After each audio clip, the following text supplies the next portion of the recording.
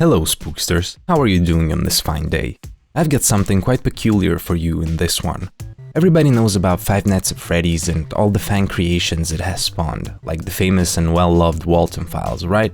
Well, what if I told you that Russia has its own version of this? It's called Тайны Х.Т.У, or The Secrets of K.I.T, and it's a project by a young creator that goes by AlexRussich. AlexRussich seemingly started out by making remakes of more well-known series like the Mandela Catalog, the Smile Tapes, the Backrooms with Peter Griffin,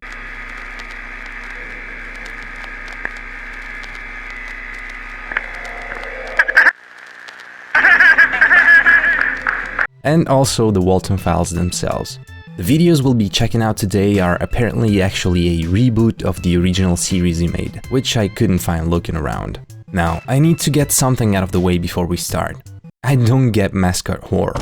I'm sorry, I don't get the hype for FNAF, I don't get the hype for the Walton files. Is that the bite? What I'm hoping is that by doing a deep dive I might get a newfound appreciation for this project, like I did for Centrosibirsk and Magnitoshakhtinsk. Spoilers, I actually did. I'll try to reserve most of my judgment for the end of the video this time. As always, if you enjoyed this, please go and give some love to the original creator, AlexRussich. The link will be in the description. Without further ado... Okay, let's go! Video 1. Феномен механических аномалий. This first entry is called Mechanical Anomalies Phenomenon, and it opens up with a warning telling us that the present recording is meant for private viewing only, and that the copying and distribution of it is illegal. By the way, I won't be translating everything word for word in this one if it's not indispensable. I'll be giving you a summary when possible. Next is the title card. Mechanical Anomalies Phenomenon. What is it and how do you fix it? We hear a voice addressing the colleagues of the technical workshop of MAUC K.I.T, informing them about the new recommendations and tips for new hires. On behalf of the director Pavel Epelman, they'll give us information about an unusual and serious discovery that took place in the theater. By the way, try to keep in mind the various names of the characters, because they'll come back later down the road. From the start of the summer season, some anomalies have been observed in the animatronics characters, which we're now introduced to.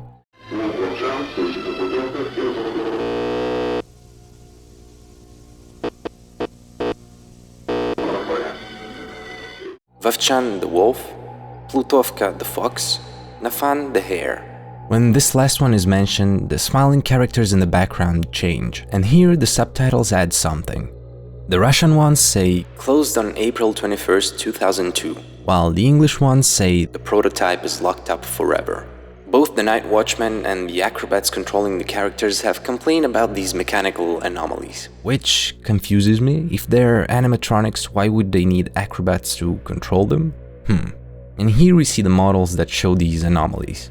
Listen, it's obviously very derivative from FNAF, it's even in the title, so look at this as almost a sort of fanfiction reimagining to some degree. Starting from Fox Plutovka, some minor damage to the mechanism of the cervical spine was found, caused by a broken hinge. The chief mechanic, Mikhail Mirzoev, says that it's easy to fix, but it will probably happen again because the animatronic is old. Because of lack of funding, it will be hard to replace the parts. Then we got Nafan the hare, who's got involuntary movements of the head, accompanied by squeaking and whistling. Even though they cleaned the joints and hinges, the problem still persists. The worst anomaly concerns Vovchan the wolf, who started walking on his own. The computer and the actors can't control it, leaving the actor with the mechanism. So I'm guessing that although these are animatronics, there's also actors on the inside? Again, I'm still confused.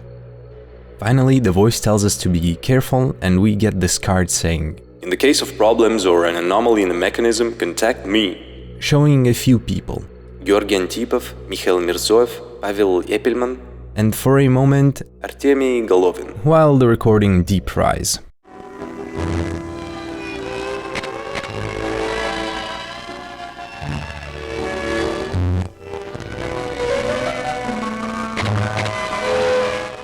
That's another thing you'll notice in Alex's stuff. He really likes his deep-fried audio and video. We hear the dial of a phone while the English subtitles say, for a second, it has been rotting since May 7, 2002. While the Russian subs say nothing. This is interesting and complicates things because, as we've seen before, the English sub seems to hide some extra messages. The call doesn't seem to be working and a voice says that the entered phone number is incorrect. Stuff keeps frying and we have some images flash by.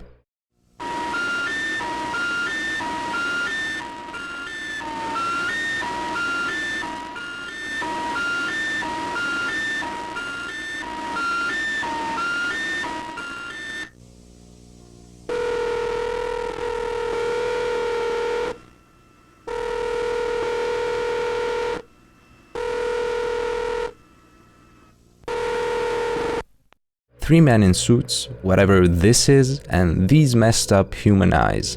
We then see this card accompanied by a high-pitched tone. Notice from September 2002. The head of the artistic department of MAUK K.I.T, Georgi Antipov, notifies watchman Kuzin with the expiration of the employment contract according to Article 14 TKRF. The watchman will be fired before his next shift. Thank you for understanding. And we have the image of the watchman on the left. The hat says Akhrana, which means security, if you're wondering. The video cuts out and we get a date. 3rd of September 2002. We see the entrance to the K.I.T theater and a hallway inside with flickering lights. Then there's a live map that shows the different animatronics locations. We then see the color corresponding to Vovchan the wolf, the one who'd walk on his own, start moving.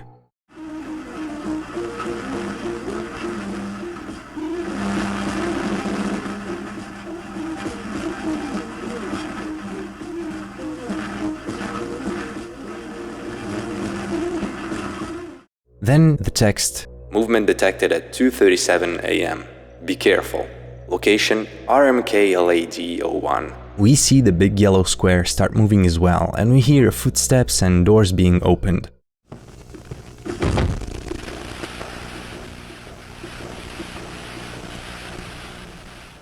I'm assuming this is the watchman responding to the alarm. He gets close to the wolf. We then get a peculiar message. Model name REMEVA00, which is a character we haven't been shown yet and is this pink dot on the map, close to both the wolf and the guard. Activation of CCTV mode. That's when we start seeing from the eyes of the animatronic.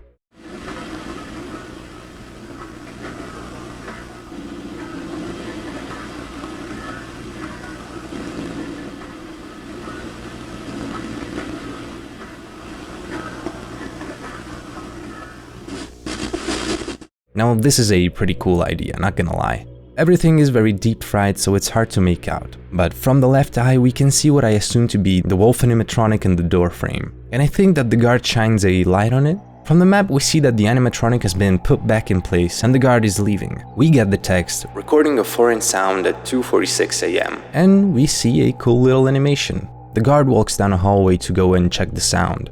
We see the room with the hair animatronic, Nafan, and for a moment another face appears and disappears in the darkness. We cut to the other perspective, seeing the security guard look around, when...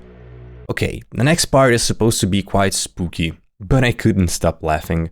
Not because it's badly made, but because the audio we hear is the same that I've debunked in my previous video about the angels singing on Mount Athos. So basically, just know that what you'll hear is supposed to be angels singing.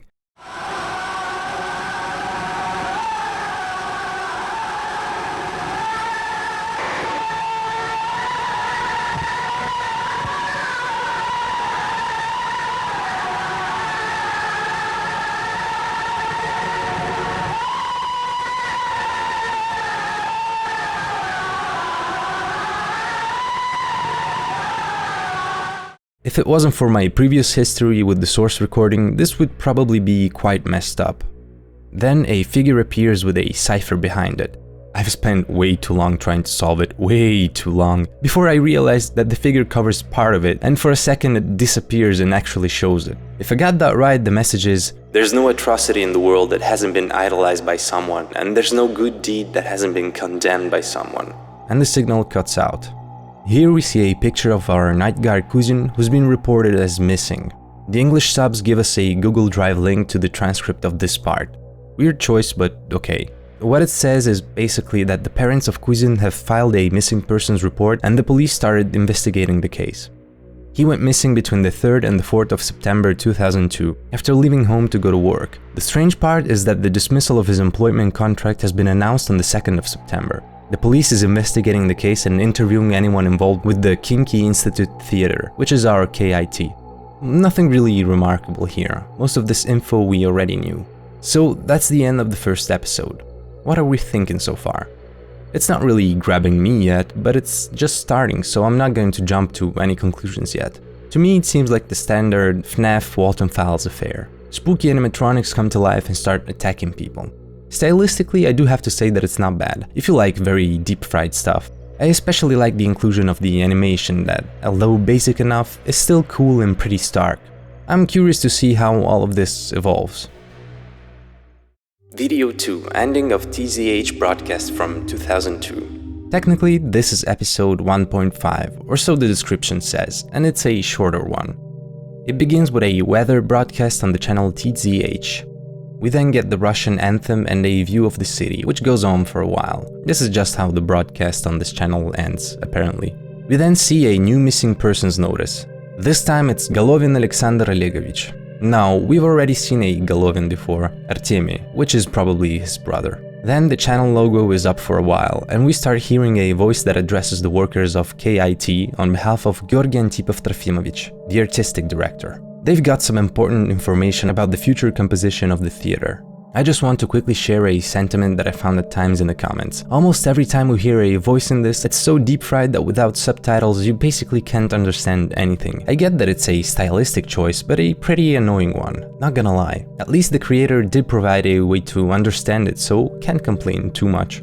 The face of the missing guy appears again for like 2 whole minutes, then the logo again.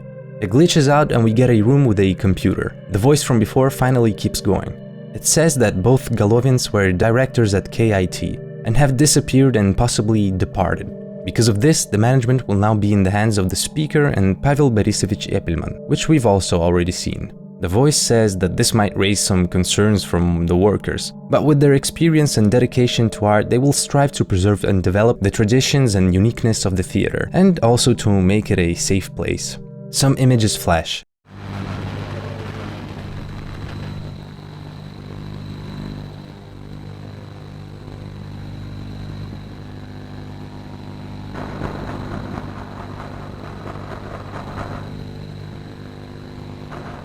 It's the same room as before, but a darkened face appears for a moment. Then the image becomes spooky, aka deep-fried, and what might be the same face appears now on a white background. We see that it has a red baseball cap, and it seems like an actual animatronic mask with someone's face inside. This is probably the same character that we've seen in the first episode. At the end we hear what might be laughing, although it's so fried that it sounds more like someone banging their hand on a steel door or something.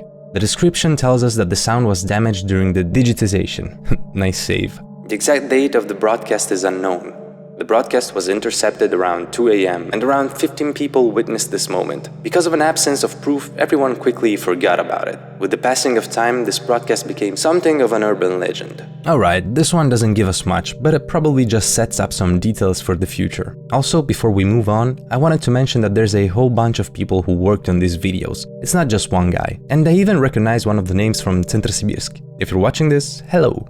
I love seeing that projects like these are a collective effort and that different young artists can throw their hat in the ring, so to speak. It was the same for the Minerva Alliance. So let's move on. Video 3. Prototype. Now this one's a hefty boy, being 18 minutes long, and it's the actual second episode technically. So strap in. The video starts with a Bible verse, because of course it does. It's Isaiah 61:1. Funny coincidence there. To put some respect on this Isaiah guy, I'll use the King James Version.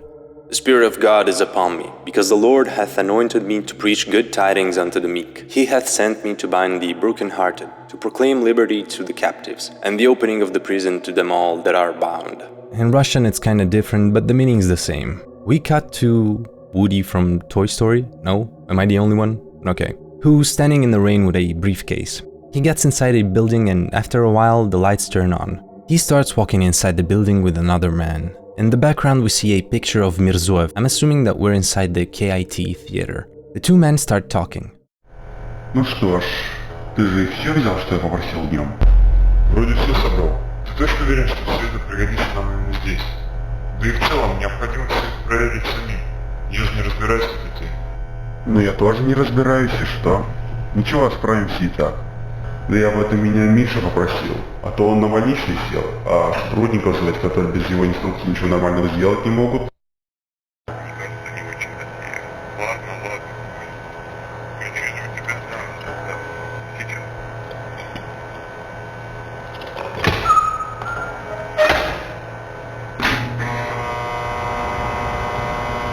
А вот и наши красавцы.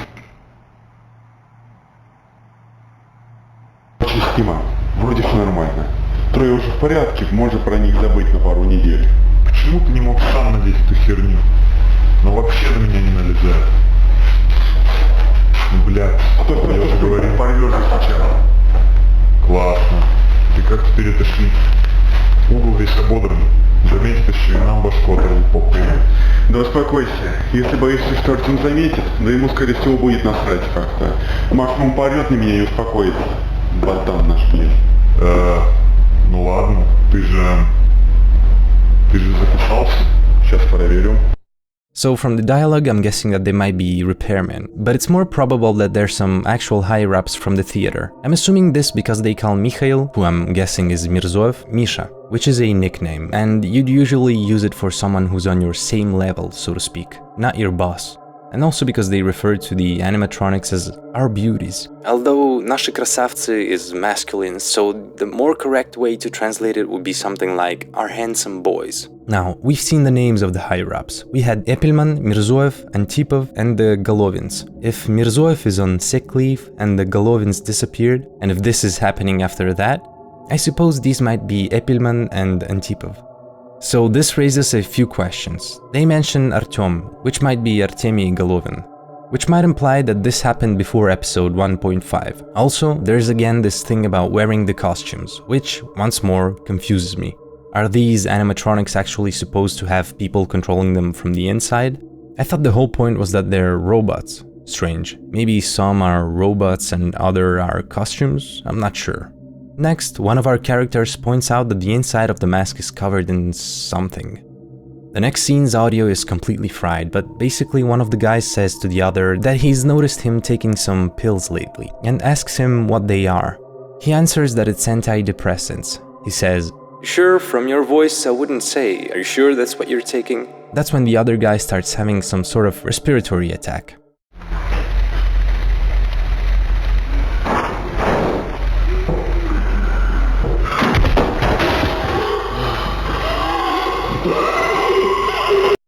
The first man calls him Gosha, which is a diminutive for Georgi, so it's pretty much confirmed that this is Antipov. Afterwards, we get another card from June 2004. It refers to an archival recording from Mauk K.I.T. The description reads, "Demonstration of an early build of the video game Меховой интернат," which would translate to something like furry boarding school. The creator is a familiar face, Pavel Lepelman. A Dell PC boots up and we see just the best wallpaper ever. Even the person controlling the cursor seemed flabbergasted for a few moments. We get a logo for Constructor, Macromedia Flash System, and a login page. The quality is too low to see the first username, but the part underneath asks to choose the name of the user, and we see some acronyms. If I'm not mistaken, the first one is GAO, which might be Artemy or Alexander Golovin. The second one, which our guy picks, is EPB, so we can assume it's Pavel Epelman himself. And the last one seems to be RMK, a name we haven't seen yet. A page with different files appears, and our character picks hoteltest1.swf, which, if I'm not mistaken, is a file extension used for Flash games. The beautiful game menu opens, and we see that it's a minigame. Find the object. The guy clicks on instructions, which say that the game is played only with the right click, that a question mark over the character's head signifies that the right object was found in the right room, and if you need tips, use the tap panel. He then starts the game. Already just no. The characters all look really depressed, and seem to be hanging out in a liminal hotel room. The electric buzzing sound also does not help.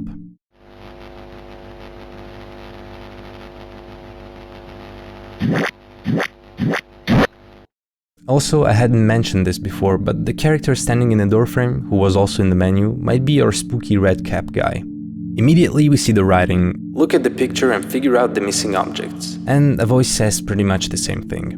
Then some red circles appear to help us understand, and the last one is spooky. It's here that the names of the objects appear for a second. A camera, a slipper, a hat, and a brush. And a body. So we go out into the hallway, and I'm guessing that we play as the red hat guy himself. In the hallway there's nothing. We enter the door to the left into some sort of storage room, then forward.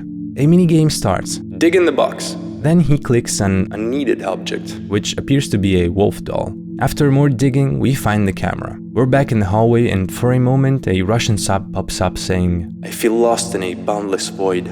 We enter the door to the right, which leads to another hallway. Another sub appears. "I need help."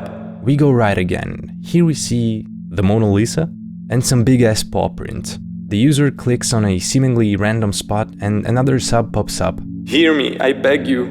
We found the slipper. Back in the hallway we get more subs. "Notice me, I beg you, notice me, I'm here. I've been noticed. Please help me." While the character's face and objects disappear and the music gets all messed up.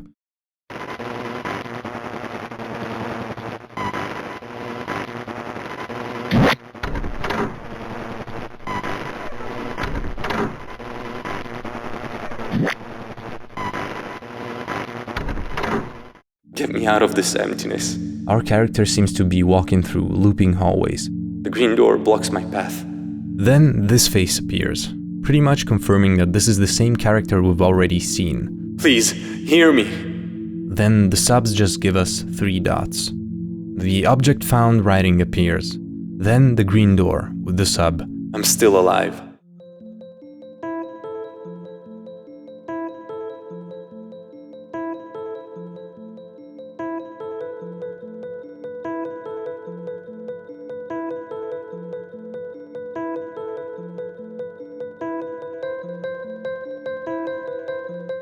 That's when these 2 characters show up.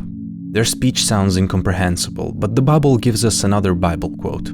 It's Proverbs 3:27. "Withhold not good from them to whom it's due, when it is in the power of thine hand to do it." The other character says, "I need help." The first answers, "All right."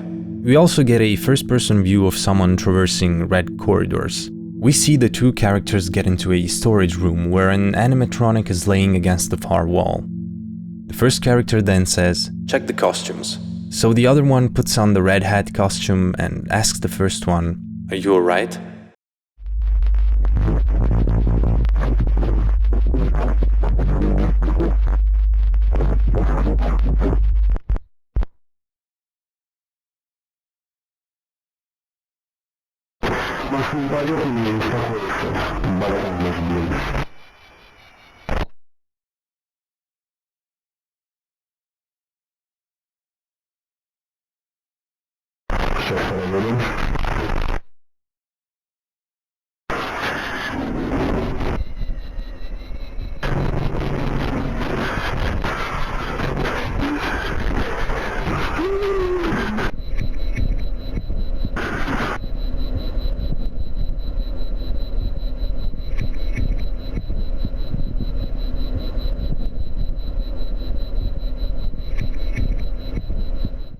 Then the square-head character asks, "Do you want to know how I get stuck?"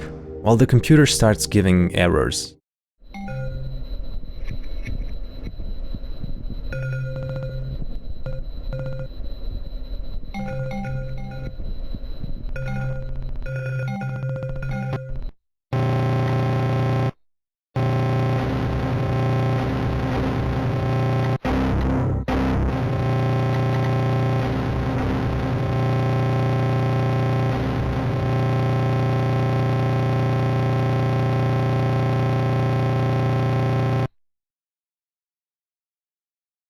So, what the hell is happening? One of our main characters was apparently pushed by the other and got stuck in the red hat costume or animatronic. This also mirrors, obviously, the beginning animation.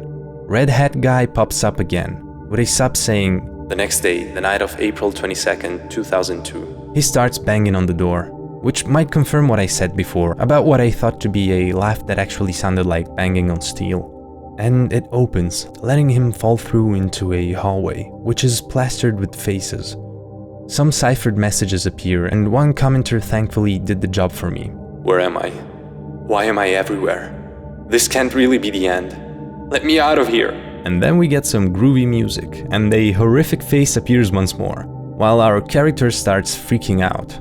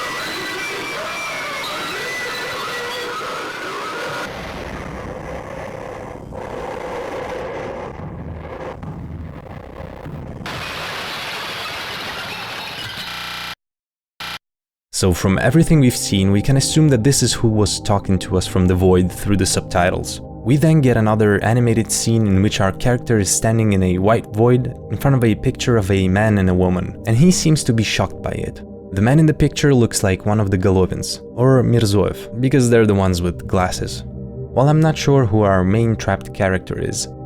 At the end we cut back to the room from the start, now dark. We hear a knocking sound that becomes louder, and abruptly cuts to an explanation of lung failure, wrapping it back to the start. To end this, let's also read the description, which gives us a short dialogue. Artyom, you're on the phone again? Yes, I'm trying to reach... once more, but he's not answering. Maybe he's actually busy? Busy? He writes that he left for urgent matters. What urgent matters if he works for me? This is not normal. I understand, but maybe he has his reasons. There's no need to be worried. Easy for you to say. I know him well. He wouldn't just leave like this. Artyom, don't wind yourself up. He's an adult, and maybe he's just going through some hard times. So that was a lot, and I have a bunch of questions. By reading the comments, I confirmed something that I wasn't sure of. Obviously, the ending scene mirrors the start of the video. The creator seems to confirm that when the guy was pushed, the locking mechanism on the neck joint clamped up, suffocating him. So we have two options. Either the man at the start is actually the same guy, and the ending explains to us that it wasn't an asphyxiation caused by his medicines, as I assumed on my first watch, but by the costume. Or that one takes place sometime after this last one, seeing as the mask is already covered in something, and it just happens once again with no foul play, taking also into account the final explanation for the lung pressure thing. Though I'm leaning towards the first option. Or, I don't know honestly. If you want to leave your theories, go ahead. I might just be a dum-dum. But maybe if we go forward, we can figure something out. Video 4. Family photo album. So we've got another health episode this time. The description has been written by a police officer, R.N. Boyko. On May 18, 2002, at the local branch of the Ministry of Internal Affairs of Kimka, a statement was submitted by a middle-aged woman named Svetlana Tsueva, relayed through me, Junior Sergeant R.N. Boyko. In the statement, she reported an abuse from her husband at the specified address. Unfortunately, due to the urgency, the woman was unable to provide information about the suspect, and didn't provide the full details pertaining to the incident. Because of this, unfortunately, it was impossible to initiate the case and take measures to protect the woman. I'm asking you to review the statement with particular attention and to take the necessary actions to monitor new instances of acts of abuse in the city district.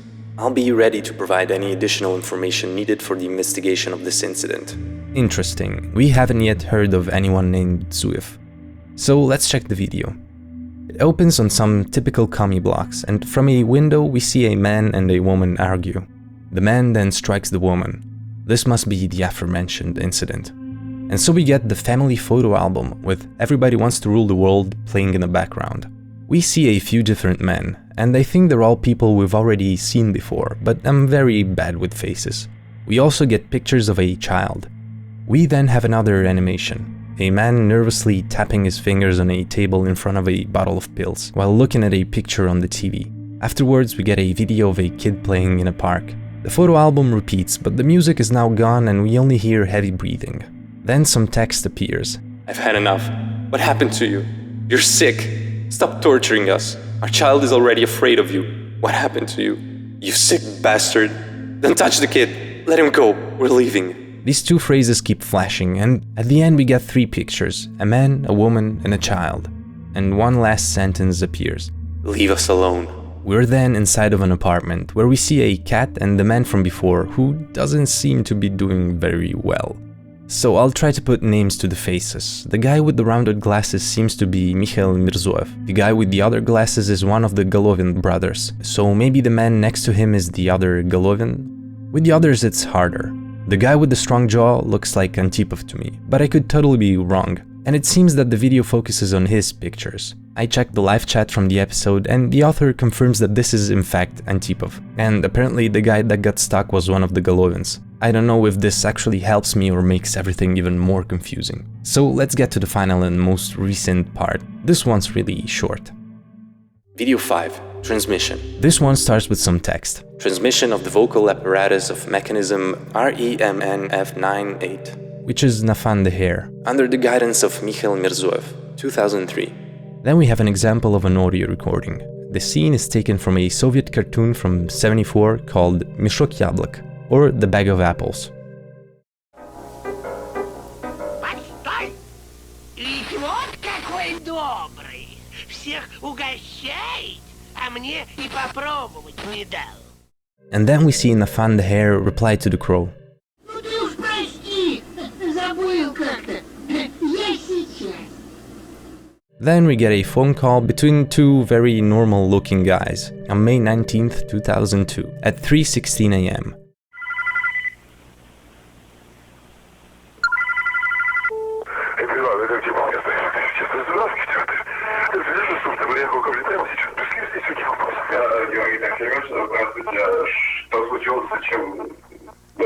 Зачем вам подходили сейчас, нахуй, вы все рассказывают? Зачем вы свидание? Вы наши рекады прямо сейчас. Понял? Но просто приезжай, и все, чего так стол, да, блядь. Дело сейчас одну вещь, блядь. Для двоих дело, блядь, какую-нибудь одну или пару хотел.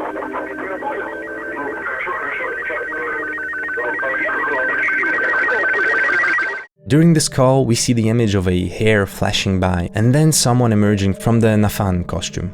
A report appears. Fragments of the bodies of unknown people were found in the Khimki Forest Park, located in the area of PK number 45 on February 19, 2003. Upon the discovery of the bodies, the prosecutor's office of the Moscow region opened a criminal case under Part 2 of Article 105 of the Criminal Code of the Russian Federation.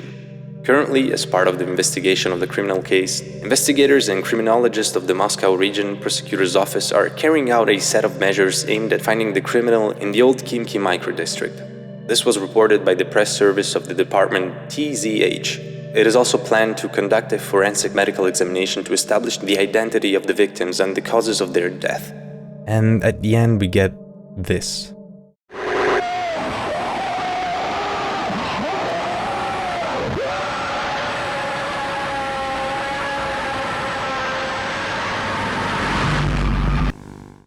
During this insanity, some letters and numbers appear in the corner. It looks like a link, but I'm not sure to what. And we end on the writing AONPO Impulse, MAUK K.I.T. So the letters and numbers from the video seem to be connected to those that the creator left in the comments. I couldn't really understand what I was supposed to do with them, but people say that when deciphered, they send you to a cloud where you can find an audio file. If you decipher that one with a spectrogram, you get a photo of Boyka's body. Remember, the police officer from the last video.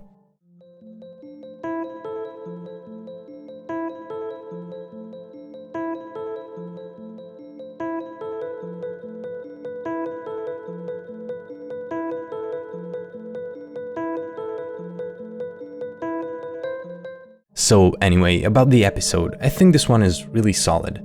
And I'm especially sold on the voice acting. It goes a long way to make a series like this stand out. And I don't know if the whole screaming bit is an original soundbite or if it's taken from somewhere, but it's definitely visceral. Now let's get to the critique and theories part of the video. So when it comes to theories, I'm kind of confused. I think the main plot so far revolves around these two men and the asphyxiation incident in episode 2. From the words of the author and from the clues, it would seem like these are Antipov and one of the Golovins, and I'm thinking it's Alexander, because his missing poster is shown in episode 1.5, although Artyom too seems to be missing afterwards, in the announcement we hear. From my understanding, it would seem that Antipov pushed Alexander and the locking mechanism suffocated him. In that first animation in episode 2, Antipov is asked by the other man what pills he's taken and if there's something wrong. Then we hear the suffocation and we might assume it's Antipov himself who's having some kind of attack. But if that's the same scene we see at the end, we know that it's the other way around. The other man, again probably Alexander, is the one putting on the costume, and when he gets close to Antipov, he gets pushed. The thing that confuses me here is why the mask is already dirty.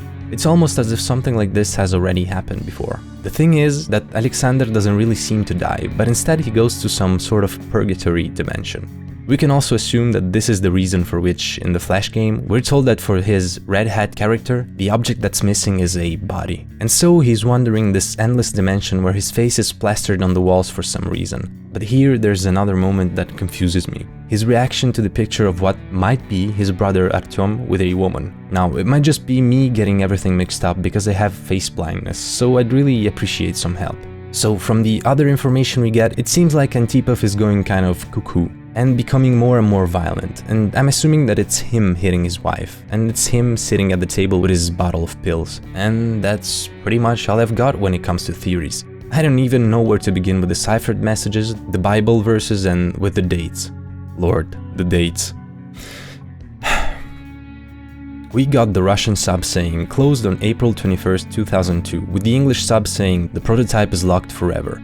Then we have it has been rotting since May 7th, 2002. We got the disappearance of the guard around September 2nd or 3rd, 2002. We know that episode 1.5's broadcast is also from 2002. We also have Tsueva's statement from May 18th, 2002. And the phone call is from May 19th, 2002, while the card from the video game recording is from 2004. But the voice experiments from the last episodes are from 2003, and the bodies were found in the park on February 19th, 2003. I feel like there's some stuff that we can piece together, but we're also missing some important information, which will probably be explained in future episodes. So now for my personal thoughts, for those who care.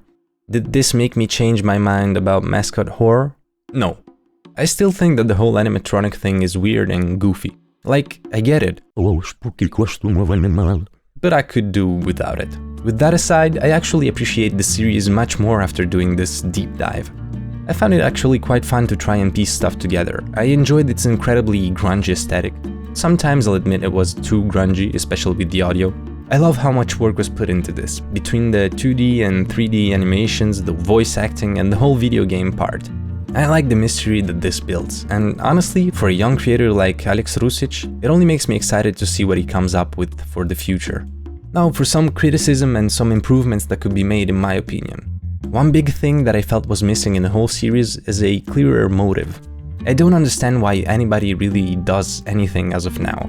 Sure, I can speculate, but I feel that with clearer motivations, the story would have a better grip on the viewer. We'd have more emotional stakes. And second, you don't need to be so derivative. This totally didn't need to be a FNAF-inspired series, and for me it's dragged down a notch by that.